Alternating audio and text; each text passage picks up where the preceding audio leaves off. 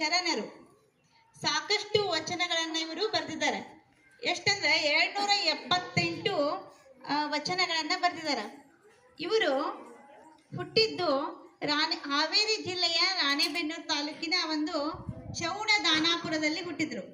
ಅಂಬಿಗರ ಚೌಡಯ್ಯನವರು 12ನೇ ಶತಮಾನ ಅಂದ್ರೆ 1160ರಲ್ಲಿ ಚೌಡ ದಾನಾಪುರ ಎಂಬ ಊರಿನಲ್ಲಿ ಹುಟ್ಟಿದ್ರು. ಇವರ ತಂದೆ ವಿರೂಪಾಕ್ಷ, ತಾಯಿ ಪಂಪಾವತಿ. ಇದು ನಿಮ್ಮ ಮೊದಲು ಗೊತ್ತಿರಬೇಕು.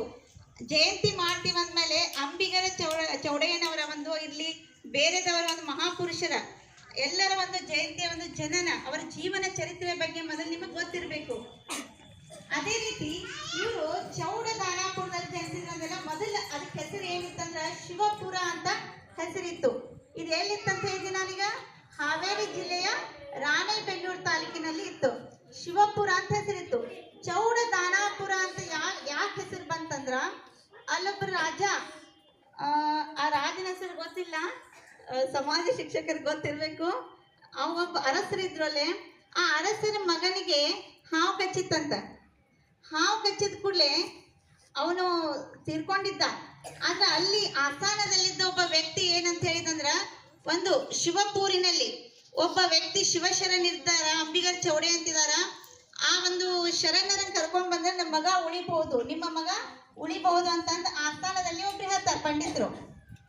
ಅವಾಗ ಅಂಬಿಗರ ಚೌಡಯ್ಯನವ್ರನ್ನ ಕರ್ಕೊಂಡ್ ಬಂದ ಕೂಡಲೇ ಅವರ ಒಂದು ಶಿವನ ಧ್ಯಾನದ ಒಂದು ಶಿವನ ಒಂದು ಭಕ್ತಿಯ ಇರ್ಬೋದು ಅಥವಾ ಅವನ ಒಂದು ಔಷಧೋಪಚಾರಗಳಿಂದ ಆ ಅರಸನದ ಒಂದು ಮಗ ಉಳ್ಕೋತಾನ.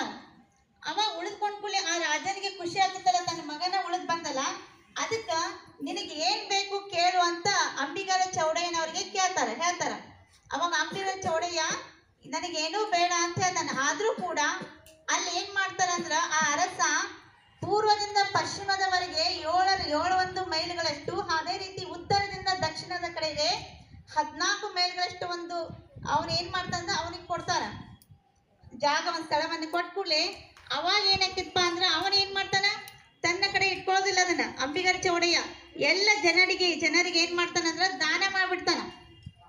ಅದಕ್ಕಲ್ಲಿ ಏನಂತ ಚೌಡ ದಾನಾಪುರ ದಾನ ಮಾಡಿರ್ತಾನಲ್ಲ ಅವನು ಅಂಬಿಗರ ಚೌಡಯ್ಯ, ಅದಕ್ಕ ಚೌಡ ದಾನಾಪುರ ಅಂತ ಹೆಸರು ಬರ್ತೈತಿ.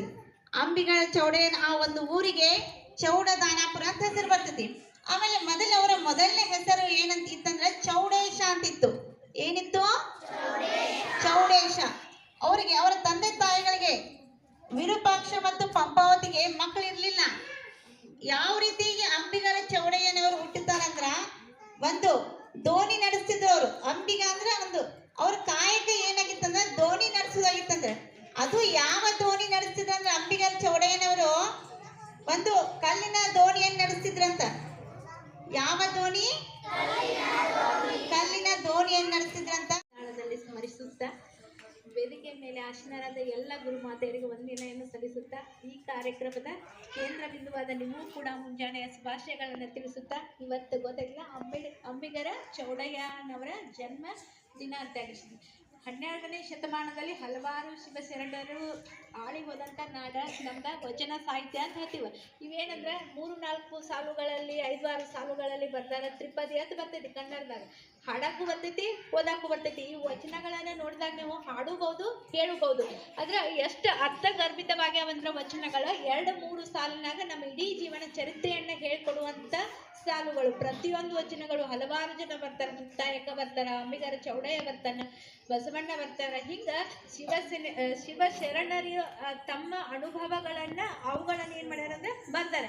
ಅವನ್ನೆಲ್ಲ ತಿಳ್ಕೊಂಡಾಗ ನಮ್ಮ ಜೀವನ ಏನಾಗ್ತೈತಪ್ಪ ಅಂದ್ರೆ ಒಂದು ಸಾರ್ಥಕತೆ ಅಂತ ಅನಿಸ್ತೈತಿ. ಏನ್ ಹೇಳಾತಿರುತ್ತೆ ನಿಮ್ಗೆ ಗೊತ್ತಾಗಂಗಿಲ್ಲ, ಈಗ ಮುಂದೆ ಗೊತ್ತಾಗ್ತೈತಿ.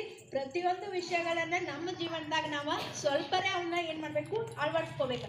ಅಳವಡಿಸ್ಕೊಂಡಾಗ ಏನಾಗ್ತೈತಪ್ಪ ಅಂದ್ರೆ ಜೀವನಕ್ಕೆ ಸಾರ್ಥಕತೆ ಬರ್ತೈತಿ. ಅದನ್ನ ಹೇಳಿದ್ರ ಟೀಚರ್, ಆಧ್ಯಾತ್ಮಿಕ ಗುರು ಇರಬೇಕು ಅಂತ ಹೇಳಿ ಗುರುವಿನ ಗುಲಾಮನಾಗುವ ತನಕ ದೊರೆಯದೆನ್ನ ಮುಕುತಿ ಅಂತ ಹೇಳ್ತಾರೆ. ಕೇಳ್ಯಾರು? ಯಾರು ಹೇಳಿದ್ರ? ಎಲ್ಲ ಅಂಬಿಗರ ಚೌಡಯ್ಯನ ಹೇಳ್ತಾರ. ಇವತ್ತ ಯಾರು ಹೇಳಿದ್ರ? ಗುರುವಿನ ಅಂದ್ರೆ ಗುರು ಇರು ಮಟ್ಟ, ಗುರುವಿನ ಅನುಗ್ರಹ ನಮಗೆ ದೊರೆ ಮಟ್ಟ, ಗುರುವಿನ ಗುಲಾಮನಾಗುವ ಮಟ್ಟ. ಆ ಟೀಚರ್ಗೆ ಏನು ಹೇಳ್ದ, ಈ ಟೀಚರ್ಗೆ ಹೇಳ್ದನ, ಆಕೆನಳ ಈಕೆನಳ ಅಂತಿರ್ತಿಲ್ಲ. ಹಂಗೆಲ್ಲ ಏನಾಗಬಾರ್ದು ಅಂದ್ರೆ ಅಂಥ ಪದಗಳು ನಮ್ಮ ಬಾಯಿ ಒಳಗೆ ಬರಬಾರ್ದು. ಗುರುವಿಗೆ ಇರುವಂಥ ಸ್ಥಾನ ಅದನ್ನು ಯಾರ ಕಡೆಯಿಂದ ಏನು ಮಾಡೋಕ್ಕಾಗಿಲ್ಲ ಕಿತ್ಕೊಳಕಂತೂ ಆಗಂಗಿಲ್ಲ ಬಿಡೋದ ಎರಡನೇ ಮಾತು. ಆದ್ರೆ ಆ ಗುರುವಿನ ಮಾರ್ಗದರ್ಶನದಲ್ಲಿ ನಾವೇನು ಮಾಡಬೇಕು ನಡಿಬೇಕಂತ ಹೇಳಿ ಬಡತನಕ್ಕೆ ಉಂಬುವ ಚಿಂತೆ ಉಣಲಾರದೆ ಉಡುವ ಚಿಂತೆ ಉಡಲಾರದೆ ಇಡುವ ಚಿಂತೆ ಇಡಲಾರದೆ ಹೆಂಡರ ಚಿಂತೆ ಹೆಂಡರಾದರೆ ಮಕ್ಕಳ ಚಿಂತೆ ಮಕ್ಕಳಾದರೆ ಬದುಕಿನ ಚಿಂತೆ ಬದುಕಾದರೆ ಕೇಡಿನ ಚಿಂತೆ ಕೇಳಿದರೆ ಮರಣದ ಚಿಂತೆ ಇಂತಪ್ಪ ಹಲವು ಚಿಂತೆಗಳಿದ್ದವರ ಕಂಡೆನು ಶಿವ ಚಿಂತೆಯಲ್ಲಿದ್ದ ಒಬ್ಬರನ್ನು ಕಾಣೆನು ಎಂದಾದ ನಮ್ಮ ಅಂಬಿಗರ ಚೌಡಯ್ಯ. ಅದೇ ಹೇಳ್ತಾರೆ ಬಡತನಕ್ಕ ಉಂಬುವ ಚಿಂತೆ ಎಲ್ಲ